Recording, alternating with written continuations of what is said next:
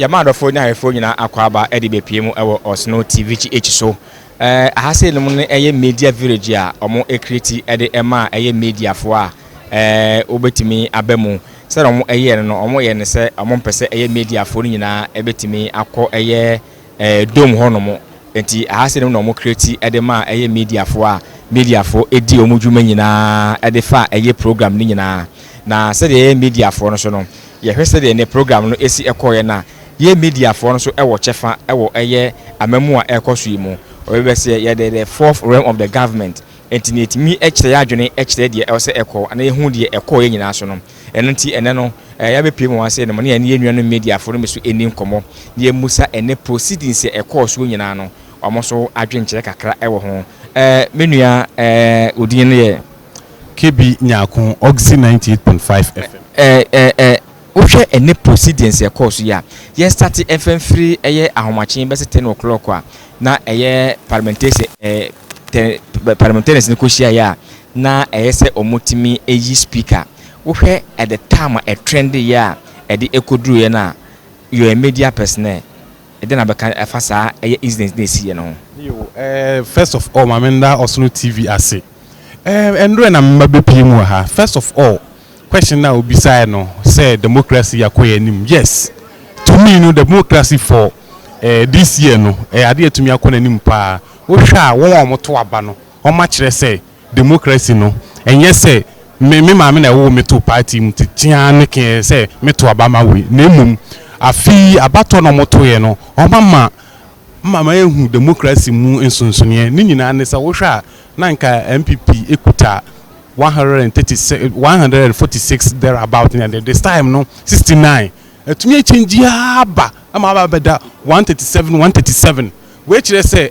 proceedings e be koso e parliament no ade a ye benya outcome e be good pa so bi wo ho abon say issue bi ba na some discuss ya eto da bia na nipa okuta more majority no etumi di overcome na omotumi apase bill no and it be one in the interest of the state, but once some good majority no more to me the I can come but osha and run your course na ashas no nko yie de osha mo reactions ni adna na she dan ko yie na ne course no we say but wakokwa say efie ntokwa mponchi ntokwa ye peja kokso gidigidi ni de abefam boko ye wie ne hu se bibia de da na kwan mu ne mo ade ba kwa matumi ehu ni say 37 ni esi enkwankoto aba na ya nominate nipa mienu ni ewo incumbent ni ewo opposition na omunyina etumi aka bo matumi ato abade ama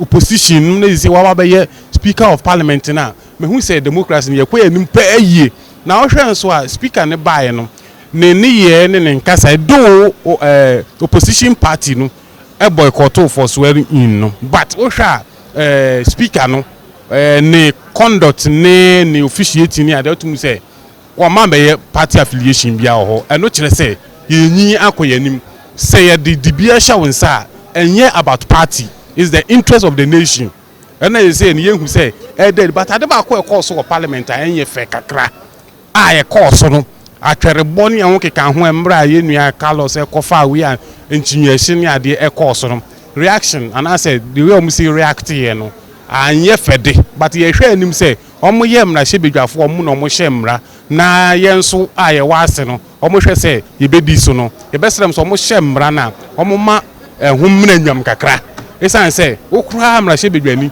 wo hye mra na ye hwe say betumi enforce na ye hu adwuma na umom wo da suban de bia ti say no entumi mmoa nti ubi question ubi sam no na ka say yes democracy no this year per se no last year to this year no per se no me who say insakra bebe pa and then both party no they say no be vigilant omo ye ne ma bia on be the interest of the nation and interest by the party side and that is my view for this special swearing in ceremony.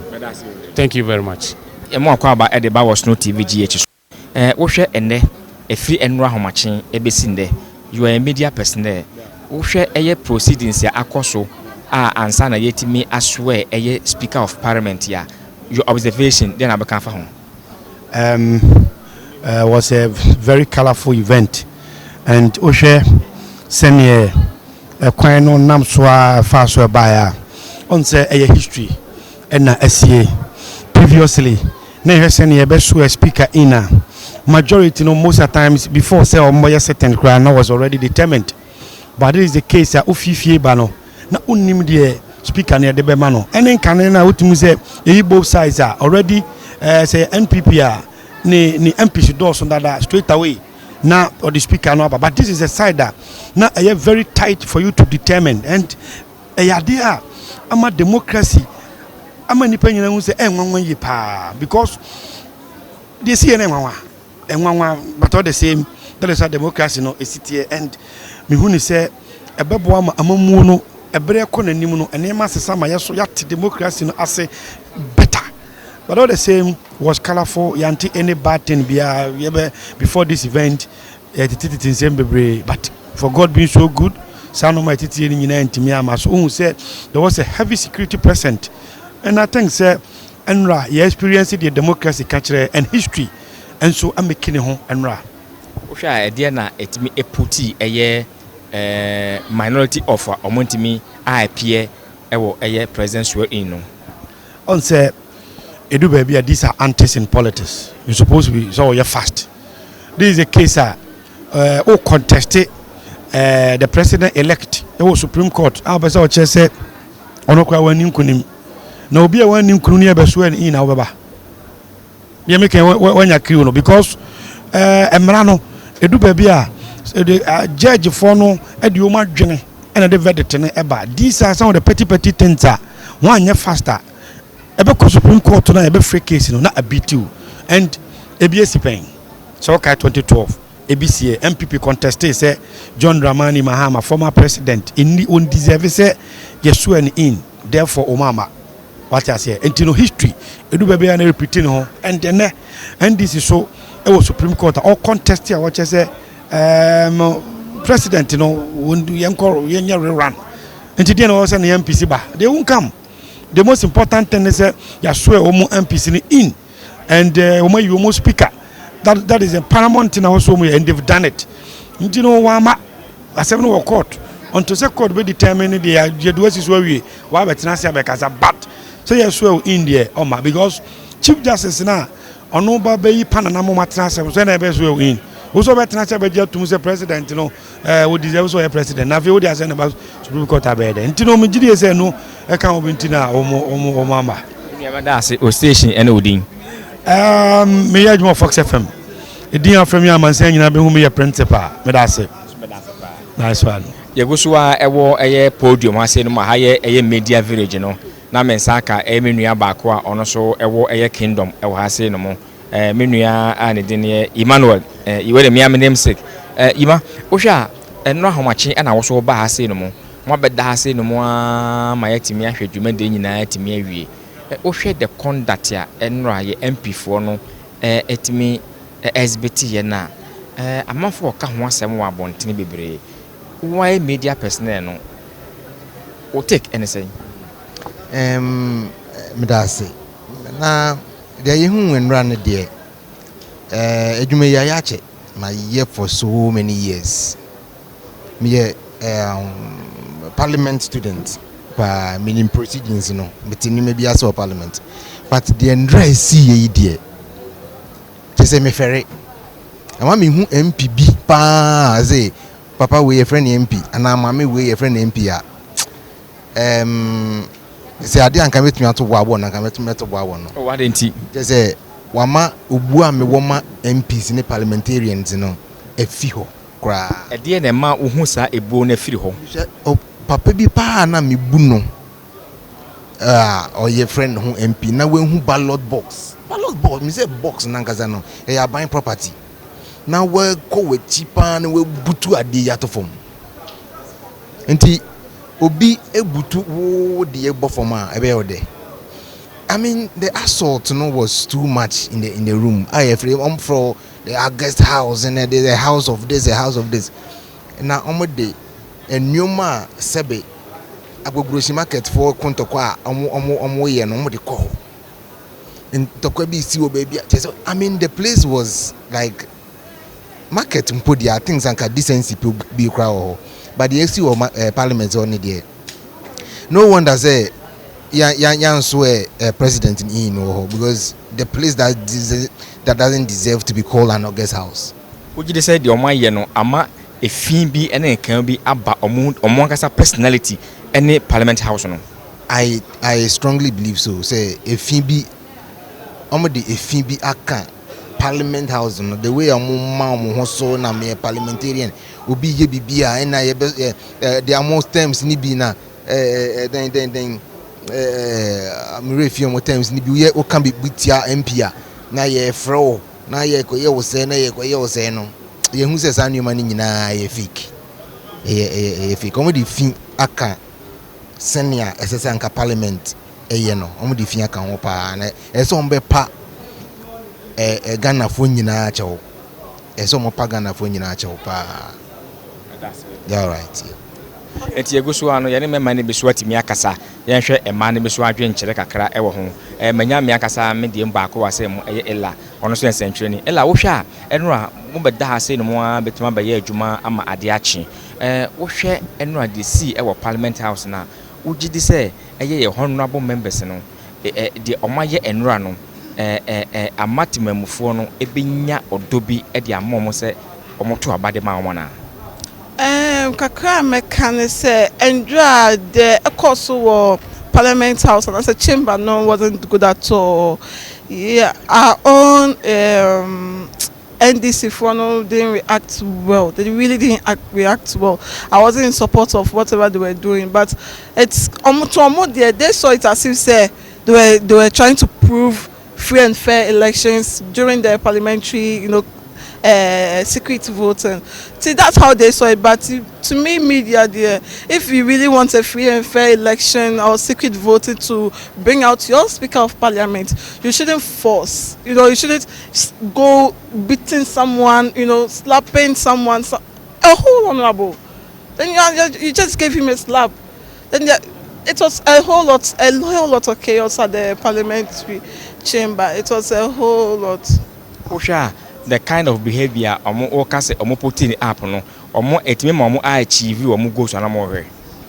To them they said they achieved their goals due to their excuse me to say chaos that were held at the chamber. They said at the end of it all they had a free and fair election. That's what they said. So I don't know. I wasn't in support of it. It was a whole lot of things. I was expecting this will talk, then the secret voting comes on and that is the end. But it's MPs we are talking about here, it's fathers we are talking about here, so and they also want power there, so they want power. So they said they're doing that demonstration, causing chaos at the chamber was their success. Like they felt it was free and fair. So but the NPP, what I would say about the NPP is, they didn't do much.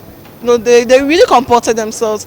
I salute them. I really salute them. They really comported themselves. Even though the NDC were on them and all stuff. And one or two people, misbehaved. But in general, they really comported themselves. When their head of, MP told them, oh, let's keep calm, let's do this. They really took heed to their advice and they comported themselves. One or two people misbehaved. That one I will not lie to you. One or two people misbehaved, but at the end of it all, I salute them. They comported themselves. But the opposition party says their chaosness was their success because it brought their free and fair elections, and now they are relating it to the presidential election, telling us that Nana Dososo minority. The court there, they will make sure say the seat that the presidential seat they will take it all from Nanado. Okay, Mr. Medase. Yegusu ayane yenua no bi etwe nkomo kakra na yenye yenua ba ko wa ase no mo. Ni yeden. Raf Media station. Pan African Television. Okay. Raf, yenhwe the process ya eye ene empanyifo afaso etimi ame aswe eye president in. Wo hwe eye the proceedings ya kwaso nyina security arrangement nyina and then different from the normal time I yetimi eswe present Independence Square and then no yasesa about the premises of the parliament. Who sa arrangements in saying? Well, meda motive for so I say some of my queen and name there in the course of parliament. Actually, from Endra. The security system and now kind of BBA was on point, though we've never experienced this kind of thing because NC Edda say Yababe Sol in president Emir the Abba Parliament House here. And I think say omu make sure say I at the forefront Bema security in some any BBA I very right on point, and ever since Meba Hanum Endra and Joe RBC and Opawi, I've seen massive security improvement. Maybe the security for the 3,000 police personnel, it was something else. They are nearby and Tokabies Ghana, not BBA Sansi. It was just Yatuaba in nearby president. So the security, but for the intelligence, they saw it and very necessary. So the security, me. Semijana, because I was intimidated in any way, I wasn't intimidated in any way. You have to go through the due processing, protocols are able to get close to where you have to take your shot and those stuff. And this dome, so CCI was set up for the media. And it was for security, BBI was on point. But for proceedings, Endra, and your course for parliament, it is shameful, very, very shameful. And as a Ghanaian, may very much disgrace send the Ghana because if say 32 million population, I more now say ya candy for parliament exhibited this gross disgrace our parliament at least a uncalled for, very, very disgraceful. Say member of parliament on the floor of parliament maybe 12 months, which we all know that parliament is for serious issues. We don't come to parliament to joke. And to say Jomufo, that's a parliament house, a whole constituency. Some constituencies consist of about thousands, 40,000, 10,000 of persons. Normal twaba, you can dinisa betnaha, na be semra, ana be tutu Ghana, na enkuyenim. Na say na mobeya, at least it was very disgraceful. What did they say? We say implications Emma MPs for the future elections ya secure the illiterate well Ghana for no obiane na adwene the twaba, you understand? It is sometimes certain things like this obi so fe ema ebema otumi vote yi, but the course so parliament and so so and our constituency MPBR this kind of actor. At least some of them I personally was in there and I saw some of them comporting themselves perfectly. Some of them were very right on point, very, very calm. They were so much not happy with what was going on because as a nkate bonia babe frank katepa ntiama untumi yibin ye kan say parliament, but enye obia na edada suban na di. In fact, me person me bodi wa, but obia hu ye some MPs omo attitude na enye, and if me baby a me jina say omo constituents and also omo man for show omo next election ni pafufo bi o ye discipline baba bigina omo nto abanima no omo yinzi fom. It does not matter what the delegates bring or who the delegates bring. It's about what the people want and who is ready to be disciplined and serve Ghana. So I say enye mahunu omo ye no parliament in a disgrace papa for the side of Ghanaians enye omo parliamentarians, because omo represent ye parliament. The Parliament House is a house for the nation, okay? And we choose representatives to come and represent us in the Parliament House. And to see enya and call for biti say no more Parliament House no more be dasuban bi say dia. Kwame Nkrumah Ghana no. See some social bibi ne kan ye because ensema na enkoye. Mesumeda wase. Aha say mu na eye baby a eye press a village amo de ema media for ene amo ebeye adwuma no enti no ye beto aso na yetimi akwabon se eba se benya obi empanyifo ne bia ye no mo so be atwe nkomo na yetimi so agye omo adwen kyere ewo eye de course wo nyina eso na de bibia so atimi ama yadofo nyina ye beda obi bia ase.